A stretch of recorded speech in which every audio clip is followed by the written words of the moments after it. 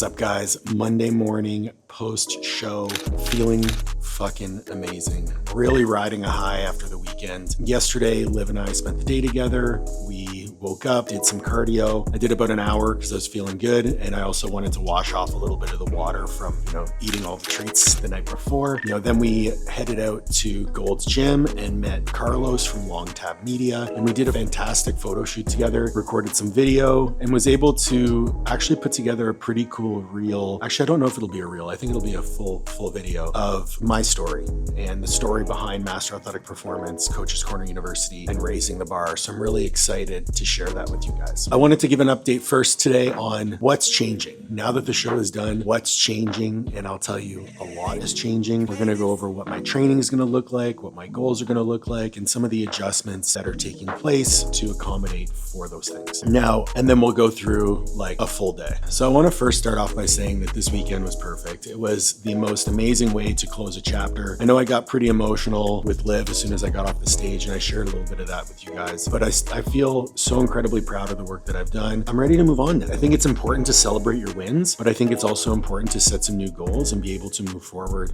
towards new levels of growth, new levels of achievement, and new things. And this next chapter is all about new things. So coming out of a prep, there's a few adjustments that need to be made. Number one, caloric intake has to come up. You can do this a few ways. You can do something called a recovery diet, where you just bump calories up quite a bit really fast. This is to get you back up to a healthy level of body fat, get you back to a position where it is in a really good place as fast as possible. If you are somebody who struggles with disordered eating behaviors or you have a lot of cravings, this is the strategy that I personally adopt because it allows you more flexibility, more opportunity to fit in foods that are fun, foods that you have restricted over the last 10, 12, 20 weeks of prep. And it will allow you to practice moderation.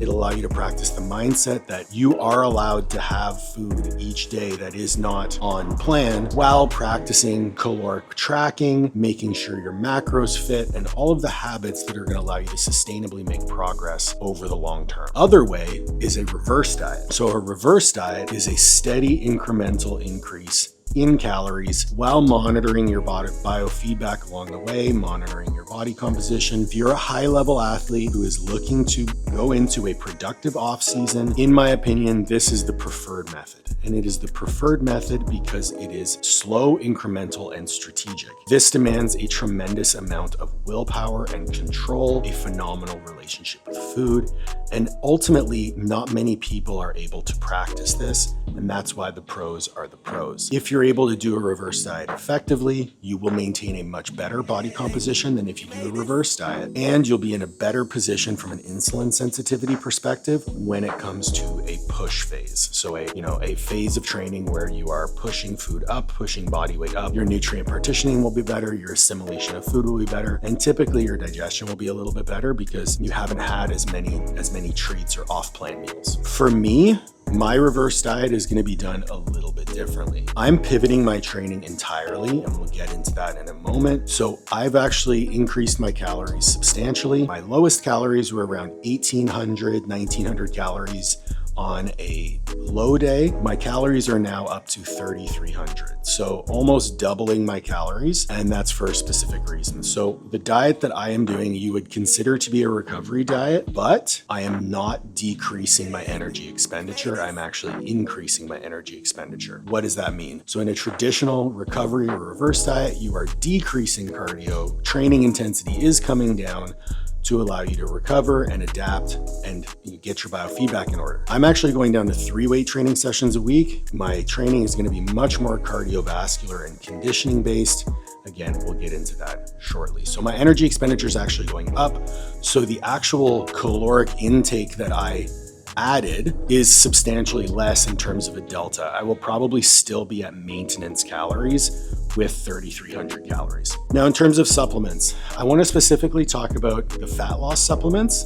So things like clenbuterol, SLUPP332, yohimbine, which was cut 2 weeks out, so it's out already, the 5-amino-1-MQ, and the other peptides that I was taking. So these will be slowly incrementally decreased. The reason you don't want to decrease them all right away is number one, you want your adrenals to be able to slowly pick up. You also want those calories that you've added to directly impact your metabolism. So as your metabolism kicks up with the increase in calories, you can then slowly decrease the fat loss supplements. So I've cut my clenbuterol in half. I have cut my SLUPP332 in half, and I've cut my 5-amino-1-MQ in half. I'm going to keep the SLUPP332, the 5-amino-1-MQ, and then I've added SS31, and I'll be experimenting with some MOTS-C.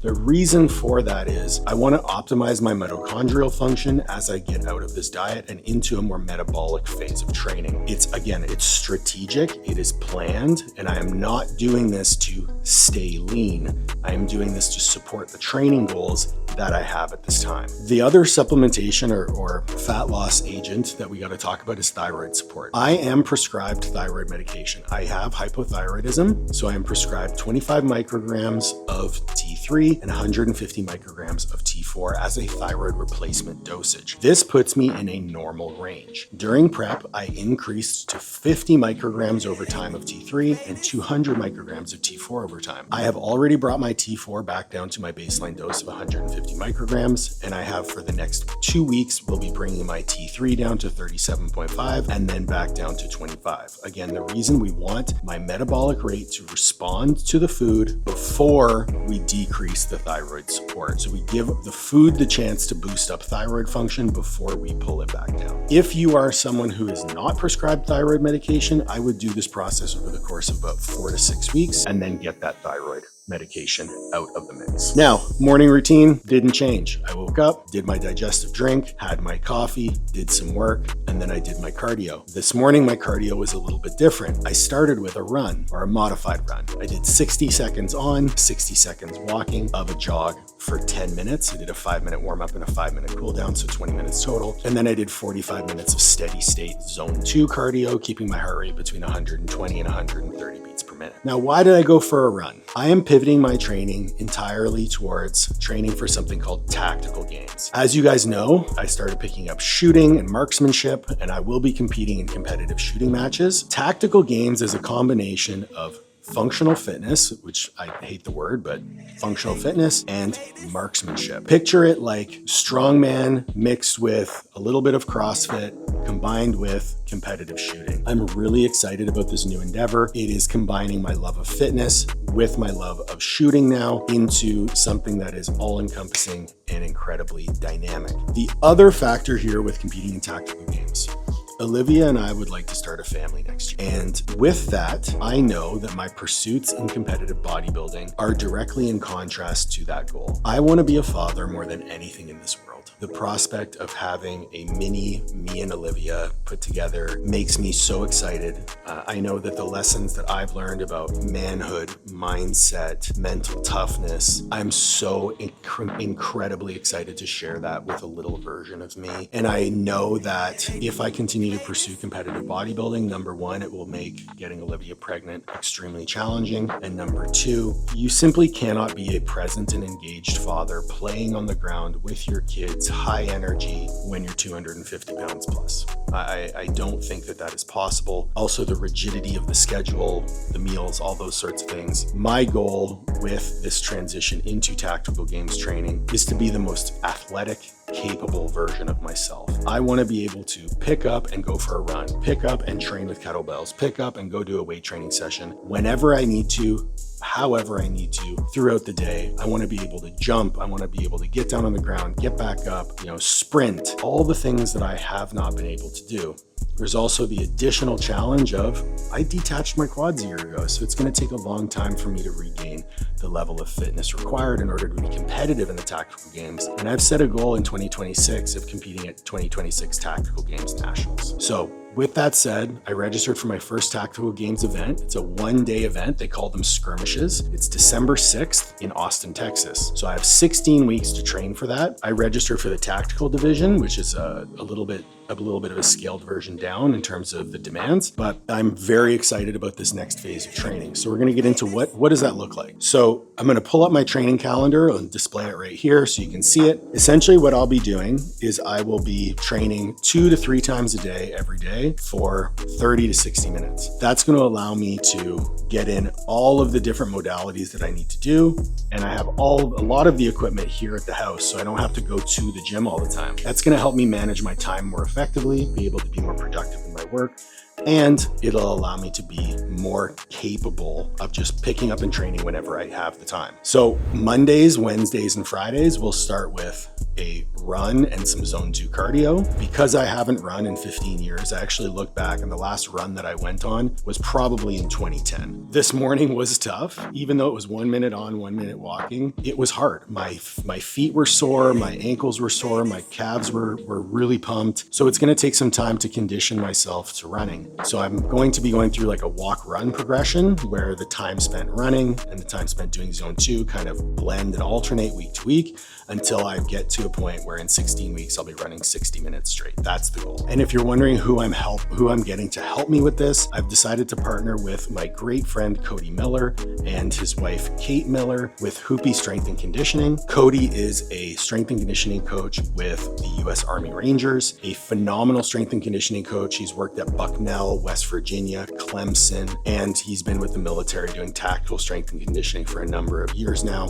He and I are actually also collaborating on a course with Coach's Corner University going over tactical strength and conditioning. So there's no one that I trust more than him. He's also a former competitive powerlifter turned ultra marathon runner. So he knows the demands of a large body moving through space. So I'm very excited about that. Mondays, Wednesdays, and Fridays, we'll start with a walk run and some zone 2 cardio. Midday, I'm gonna go to the gym and get a weight training session in. It's all gonna be full body, a lot of free weights, getting used to strengthening my core, engaging, my muscles while I move through space as opposed to being supported by machines. And then in the evenings on Monday, Wednesday, and Friday, I'm going to be doing some kettlebell work and mobility. Tuesdays and Thursdays, I'll be doing a interval training session in the morning, which will be probably on either like the air bike, the rower, the ski erg, or the bike erg, which I have all here. That's gonna vary in time and duration. And then midday, or actually I'm gonna stay at the house midday and do manual labor. So this is gonna be sled drags, sandbags, different bear crawls,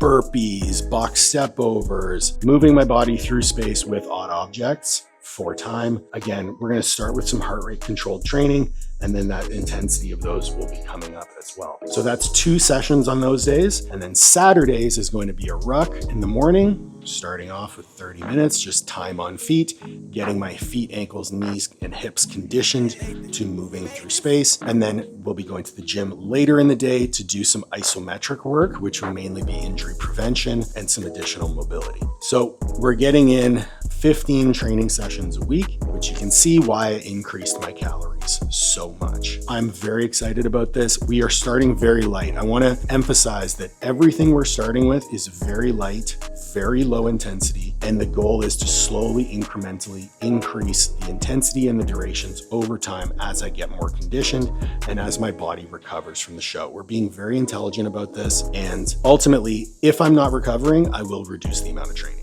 Simply put, my goal is to compete at a high level and be able to push my capacities, so we have to be intelligent about it. I've got some work to do. I'm gonna go get that done. I've got a few meetings, and then I will check back in with you guys when I'm eating one of my next meals, and we'll go over what the nutrition plan is gonna be, sorts of biofeedback I'm gonna be tracking, and then how I'm gonna be tracking my body composition throughout this process to make sure that number 1, I'm not losing too much weight, and number 2, I don't stay this lean, because being this lean is not sustainable in terms of health, well-being, and athletic performance. So we'll go over all of that a little bit later, and I'll catch you in a bit. We are back. This is actually meal 3. So as you can see, quite a bit of food, which makes me super happy. Post-show hunger cues are really high. As soon as I started adding food during the carb up, my hunger ramped up like crazy. So right now, I'm relishing the fact that I actually get to eat more food and train more. It's exactly what I love doing. I love training. So my nutrition plan right now, the goal is, I mentioned calories are about 3,300, which equates to about 225 grams of protein,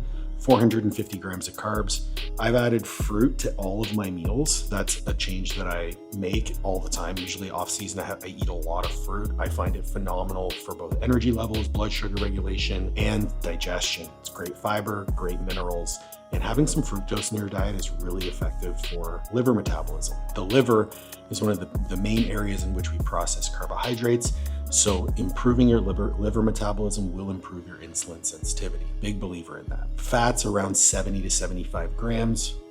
And that's primarily coming from nut butter and avocado. This is a large bump from where I was before, which was around 2,000 calories. But again, because of the changes in training, we're making these, larger increases in calorie intake to accommodate for the increased energy expenditure of the training. So I want to talk about a little bit about biofeedback. So biofeedback essentially means the data that we are collecting from the body's response. Biofeedback is incredibly important to guide the decision-making, both during prep and after prep. So some of the things that we're looking at, appetite number one. So are hunger cues normalizing? Are we getting hungry for our meals but satiated in between?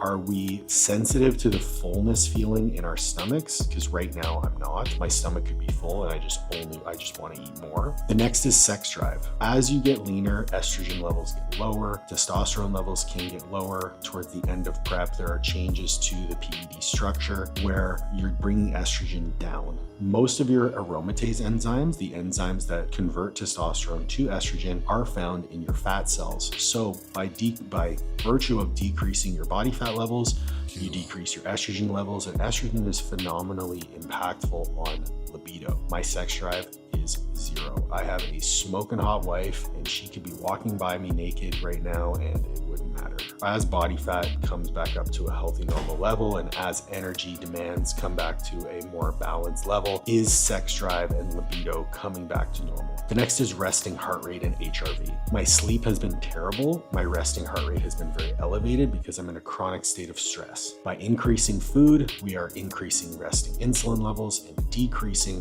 cortisol. And also by virtue of performing more aerobic physical activity, which my training is mainly conditioning, we should see some drops to resting heart rate over time. And we should see some increases to HRV over time as sleep continues to normalize. Sleep being the most important factor for me. Sleep is the first thing that gets disturbed when I'm very lean. It is also the last thing that gets restored as I get back to normal body fat levels. And normal is going to be relative. With my higher energy expenditure, I don't anticipate I'll put on a lot of fat, but because I'll be eating more food, I should see my sleep start to normalize. One of the things that I will be implementing is called DSIP, or Deep Sleep Inducing Peptide. This is a peptide that we get from X Factor Labs. X Factor Labs is a company that we have partnered with because of their quality and because we trust them wholeheartedly to provide us the best quality products. You can use code Oneid to save. But DSIP is a peptide that you can take before bed to help induce a deeper level of sleep. Last night was the first time I've ever used it, and I'll be kind of using it on an ongoing basis. And I'll actually put out an entire video on it because I think it could be profoundly impactful. But last night was the first night where I slept all the way through until the time I woke up. I didn't wake up a single time. I slept from about 10 to about 4, which is 6 hours. I have not slept straight for 6 hours in probably 8 weeks. Did I wake up before my alarm? Yes. Did I wake up starving? Yes. Did I wake up, still with my heart rate elevated? Yes. But already, maybe it's placebo, maybe not. I'll make a decision after I use it for a few weeks, but there has been a tremendous improvement and I'm excited to continue to use it and to share my experiences with you all. The next is cognitive function. How am I functioning day to day? Do I have energy levels later on in the day? Am I needing a nap? Am I able to remember things? I had to make lists on lists on lists during prep to make sure that I could stay on top of my work, but I should start to see that continue to improve. And the last piece is training performance. Am I progressing in the training that I'm doing? That's a bit of a double-edged sword here because all the training I'm doing is going to be new. So it's a novel stimulus. There's a huge runway of progression as I'm coming from this beginner status, but I should see progressions in my training. And if I'm not seeing progressions in my training, I simply need to eat more. So based on these biofeedback markers, we'll be able to make better decisions about energy intake and adjust the nutrition as we go. So this meal that I have right here is 150 grams of beef, which is the same portion size that I was eating during prep, 150 grams of rice, 150 grams of pineapple, and 150 grams of green beans cooked. Very simple. We're gonna go train. I'll take you through my training session, what that looks like now, more of an athletic type of training session, full body, free weights, getting back to my roots of training like an athlete, which I'm really excited about. We're gonna do some jumping, we're gonna do some lifting, we're gonna do some core stuff, And then we are going to come back and eat post-workout meal and have a meeting with a mentee. I'll talk to you soon.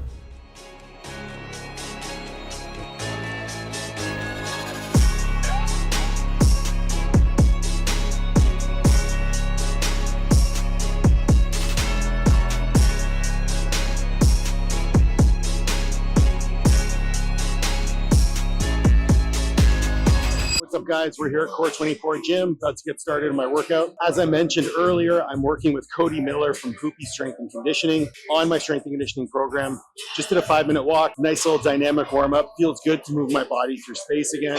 Still dealing with a few little, niggles here and there with regards to mostly my left shoulder and my left hip.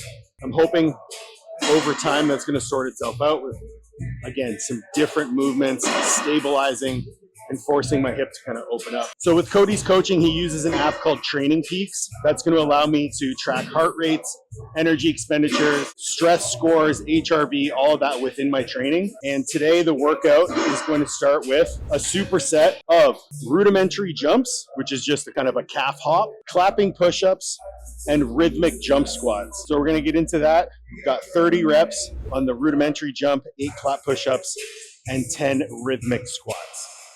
Now we're into the training part. Just a little warm up with the plyos. Again, conditioning the lower leg, getting us moving through space, and firing that central nervous system. Bodybuilding is not a fast activity. So the central nervous system is tuned for the activities that you do. It's specific adaptation to imposed demands. So now that we're gonna be moving our body through space, we have to train moving our body through space. It's a superset here, 8 reps of a barbell RDL, supersetted with 12 reps of a standing military press. I'm keeping this very light. I'm still recovering. So I'm just gonna go 275 on the RDL. We're gonna probably stay at 135 on the overhead press. All right, the next superset we got is a goblet lateral lunge, supersetted with a single arm dumbbell row. Again, we're keeping things very light. RPE 5 out of 10, focusing on moving well under load, bracing the core. Moving laterally is something I haven't done in a very long time, so it's going to take some getting used to. And then on a dumbbell row, yes, it's a movement I was doing all throughout prep, but now because of tactical games, I'm going to be training my grip a lot more. So we're going to be limited by how much weight I can hold rather than how much weight I can row. All right, final superset of the day. Reverse crunches, split squat, floating calf raises. The split squat floating calf raises is something I was doing during my rehab for my knee injury. What it involves is co-contraction of the hamstrings and the calves. It also works on your foot stability, being able to concentrate on that big toe pressure. And then it's also training isometrically the quad of the back leg. Phenomenal movement for me as we reintegrate higher impact activities like running. And this is again where it comes to collaboration between coach and athlete. Cody programmed one thing for calves. I said, hey, this might be a better option. We decided on something that blended the two together, and this movement is perfect. The reverse crunch is one of my favorite exercises for the lower abdominals, getting that pelvic floor integrated into pelvic tilt. Exhaling, pelvic tilt, raise the pelvis off the ground. Fantastic movement. 3 sets here, and then we're done for the day. I'm gonna walk for 5 minutes on the treadmill, get my head in the cold plunge, and then head home, have my post-workout meal. That's a day of training. Finished off, I did a 5-round EMOM of 5 different exercises. So minute 1 was kettlebell swings, minute 2 was snatch to windmill on the left side, then snatch to windmill on the right side, minute 3, clean to reverse lunge, minute 4, clean to reverse lunge, minute 5. The goal was to keep my heart rate under 130 beats per minute. So you saw very easy pace, not putting a ton of effort into it. The weights were relatively light. I used a 36 kilo bell for my swings, which is about 75 pounds. I used a 20 kilo bell, which is 44 pounds for the snatches and cleans, and just focusing on moving fluidly, getting back into rhythmic movements. That's one thing that kettlebells are phenomenal for. Because the bell is so dynamic in the way that it moves, You can move your body around the bell and it manipulates your center of mass so that you can move in more comfortable ways. It's a bit more of an ergonomic feel to it. Very unique. I love kettlebells. I've always loved training with kettlebells, and the fact that they fit perfectly into this new modality of training that I've adopted is amazing. I actually feel phenomenal. I didn't feel super fatigued during that. I think the fueling that I've got going on is perfect. I'll likely need to add some carbohydrates to the training sessions to be able to recover a little bit better. I did have 25 grams of carbs during my weight training session, and I think that allowed me to be a little bit more fresh for this session after that meal. Still a little funky with the digestion, but that's all good. We're going to wipe off a little bit because we're kind of sweaty, and then hit the last meal up. All right, last meal of the day, 150 grams of ground turkey, 150 grams of veg, 150 grams of rice, a little bit of kimchi, a bit of sauerkraut, and then 150 grams of a frozen tropical fruit blend. Oh, there's also 100 grams of avocado in here as well for some healthy fats before bed. That was so much fun in there. I'm having a great time today, just like microdosing physical activity. That was just 25 minutes. I walked in, I set up the kettlebells, started, just went right into it cold and felt awesome. And that's kind of the name of the game right now, is just get in physical activity throughout the day. The events for tactical games, you're doing multiple events throughout the day, and they can vary in terms of intensities, durations, skill level, and just the fact that I can get up, go do a workout, and be done with it and get back to work, which is what I'm going to do after I finish this meal, is phenomenal. The last piece that I want to talk about is tracking body composition. So obviously with this increase in exercise output, I don't think I'm going to gain a lot of fat, but I do want to keep an eye on things and make sure that I am fueling appropriately and the biofeedback is coming back the way that I want it to. So what I'm going to do is I'm going to be taking progress pictures one time a week. I don't know if I'm going to go through my poses. I don't feel that I'll be bodybuilding anytime soon, if ever. I also don't have a body weight goal in mind per se, but I would like to keep my weight down. If I'm going to be running, being 220, 230 pounds isn't going to be sustainable, especially with my knees being surgically repaired multiple times. I'm definitely going to be, looking to maintain that like 210, 215-ish, and probably bring that down over time. I don't want to be under 200 pounds because I don't want to be a victim, and I like being a bigger dude. So wherever those chips fall, that's where they're going to fall. I doubt I'm going to lose muscle mass at a very fast rate, but who knows? This is all an experiment, and I'm in it for the long haul. The one thing I will say about body weight is I'm not going to weigh myself until Friday. I'm going to be on plan. I'm going to be enjoying myself, training hard, working hard. I know that I'm holding some water from the weekend, the overindulgence on Saturday, a little bit of GI upset from that. So I'm just going to give myself the week to normalize. I'll weigh in on Friday, see where I'm at, take some pictures, and move on from there. So that's what we're doing. That's what we're up to. We are Monday, 2 days post show. I feel amazing. My mindset is great. My cognitive function was fantastic today. The only thing I'm dealing with is a little bit of lingering digestive issues from the overindulgence Saturday night, which is normal for me. If I do overindulge, especially with high sugar foods, highly palatable foods, high fat foods, my tummy gets upset. Just going to manage that as best that I can. Had a little bit of gas this afternoon, evening, but it seems to have settled now. So I think this meal is going to go down great. If you have any questions about tactical games, if you have any questions about my training, hit me in the comments below. I would love to interact with you guys more, and we'll definitely be including some shooting content as I get out to the range on a regular basis. Got to carve out some time in the schedule with all of our travel. But with that said, hope you have a great evening. Please make sure to like, share, subscribe, ring the bell for notifications, and we'll catch you on the next one.